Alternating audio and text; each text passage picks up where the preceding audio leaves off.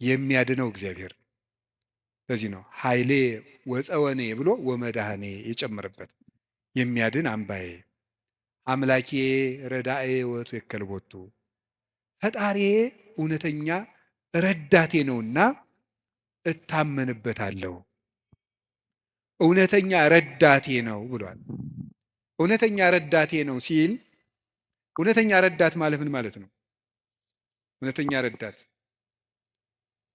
ረዳት ለምሳሌ አሁን ሰው እንጀራ አብልቶ እያበላ ብር ሰጥቶ ብር የሰጠውን ሰውዬ ቪዲዮ ይቀርጻል።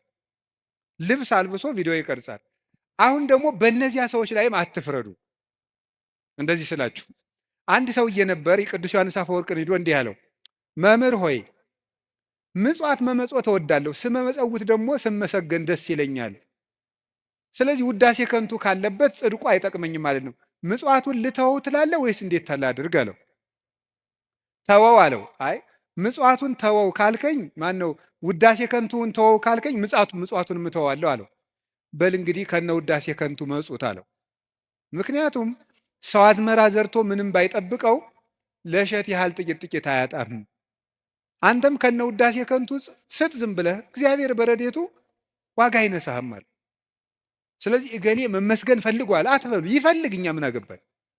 ይፈልግ ማለት የፈለግኩት ግን እውነተኛ ረዳት የተባለው በመርዳቱ የማይመካ እግዚአብሔር ነው። በመርዳቱ አይመካም። ገብቷችኋል አይደል? አንዳንድ ሰው ሱሪ ገዝቶ አቀማመጣችሁን ሁሉ ኦዲት ማድረግ ይጀምራል። ሱሪ ከገዛላችሁ አንተ ጭቃ ላይ ለምን ትቀመጥ የሚል ሱሪቱን እያየ ነው እሱ ስለገዛ ሊል ይችላል ነው። እኔ ያላየው እንደዛ የሚያደርግ ሰው አይቻል አውቅም። እንደሱ ነው የምታደርገው የሚል ማለት ነው። በይፋ መከራ የሚያያለ እውነት የሚመጻደቅ አሀ ኧረ እንረጋጋ። በማን ላይ ነው ለዚህ የበቃል? አናውቅህም፣ ውሃ ቀቅለህ የምታድር አልነበርክም የሚል ሰዋል። እንደዚህ ጠቅ የሚያደርግ በነገር መርሽ እግዚአብሔር እንደዚያ ባሽሙር አይወጋም ሰጠው ብሎ እውነተኛ ረዳቴ ነው ያለው እሱ ነው።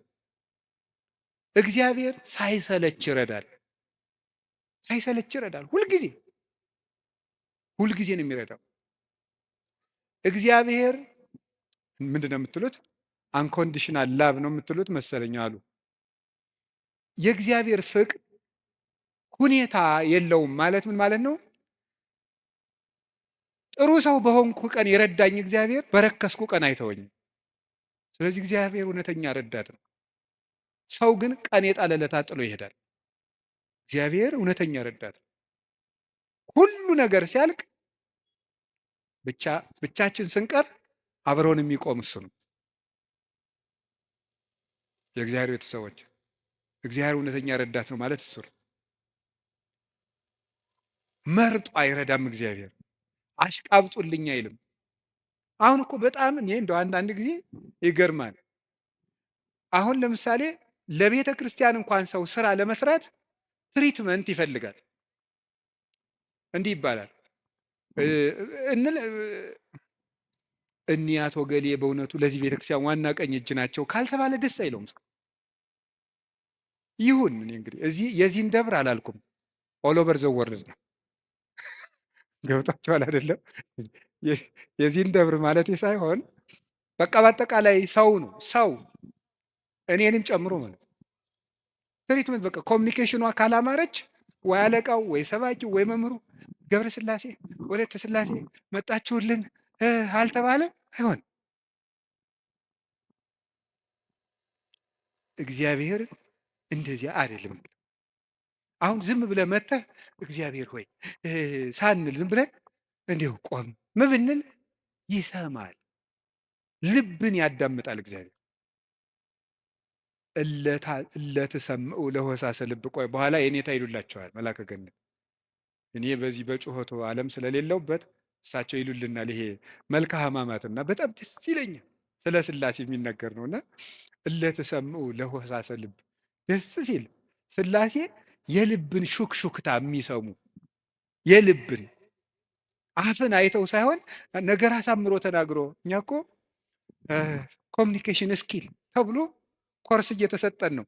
ሰው የሚወድልህ ወግ እንዴት አድርገህ ታዋጋለህ ነው ጨዋታው። መከራ አድርገህ ማዳመጥ አንዱ ስኪል ነው። ምናምን የሰዎችን ጥቅም አስቀድም፣ ምንትስ እንደዚህ እንደዚህ በል፣ የቃላት ምርጫ ይኑርህ። እግዚአብሔር እንደዚያ ሳይል ጥሩ አድርገው ተናገሩ፣ ፍልስፍና ተምረዋል፣ ዲግሪ ያላቸው አነጋገር ይችላሉ። መግቢያው እንዴት ነው? ሀተታውሳ ኮንክሉዥኑ ጥሩ ነው አይልም። እግዚአብሔር ልብን ይሰማል። ልብን የሚሰማ እግዚአብሔር ነው። ሐና የሳሙኤል እናት ሐና ምንም እኮ ነገር አላለችም። በልቧ ነበር የምታተኮትኩ። እግዚአብሔር የልቧን ይሰማል። እግዚአብሔር የልቧን ይሰማል። ሌሎችም እና እግዚአብሔር ልብን ያያል፣ ሰው ፊትን ያያል የተባለ ለዚህ ነው። አንዳንድ ጊዜ እውነቴን ነው የምነግራችሁ፣ መታችሁ የምትሉት ከጠፋችሁ ብትችሉ ዝም ብላችሁ የአባታችሁ ቤት አላለ ቁሙ፣ ዝም ብላችሁ እዚህ ገብታችሁ ራሱ አንዳንድ ጊዜ ጭንቀት ይበዛና ቃላት ያጥርና ኃጢአት ይደራረብና አፍን መክፈት ያቅታል። ገብቶ ዝም ብሎ ቢቻል ማልቀስ ጥሩ ነው። እግዚአብሔር ከሺህ ቃላት አንድ ዘላላ እንባን ይወዳል። እዚህ ገብቶ ማልቀስ እና እግዚአብሔር እውነተኛ ረዳቴ ነው። ወረት የሌለው ትናንት ረድቶ ዛሬ ችል የማይል አፍ ላይ የሌለው በሌላ ፍቅር የማይወሰድ ወዳጅ የማይለውጥ ስንለወጥ የማይለወጥ አባት እግዚአብሔር ነው። ደግሞ የማይደክመው የማይሰለች ለሁሉም የሚበቃ አባት እግዚአብሔር ነው። እኔ ለምሳሌ አሁን እንዳንድ የቤተ ክርስቲያን መነኩሴ አሁን ለምሳሌ 3 ሰዎች ሊያነጋግሩ ቢፈልጉ 3 ሰዎች እንዳነጋገርኩ መሽቷል፣ ደህና ደሩ ቤት። እግዚአብሔር ይህን ሁሉ ሰው በአንድ ጊዜ ይሰማል። ታዲያ እውነተኛ ረዳት አይደለም ነው? አንድን የቤተ ክርስቲያን አባት በጣም ትልቅ ሰው ቢሆን ሁልጊዜ ከሌሊቱ 6 ሰዓት ብትደውሉበት አንተ ስራ የለህም፣ ስርዓት አትይዝም፣ በዚህ ሰዓት ይደወላል ሊሉ አይችሉም?